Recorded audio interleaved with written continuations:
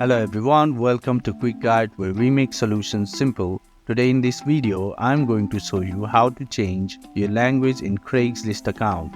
Keep watching till the end. To change your language, first go to craigslist.org. Once you're into the Craigslist homepage, then go to accounts and log in with your credentials if you haven't already. When you have given all the details, then log in. Once you're logged in, go to Craigslist homepage again. On top right side of the screen, you will see a box with English written on it. Select it. Then you'll have about 15 languages as an option to change from. I'll select the German language and then you'll find everything written in German. So this is how you can change your language in Craigslist.org. I hope this video was helpful for you. For more informative contents like this, do like, share and subscribe to our channel and hit the bell icon to never miss an update. Thank you for watching. See you in the next video.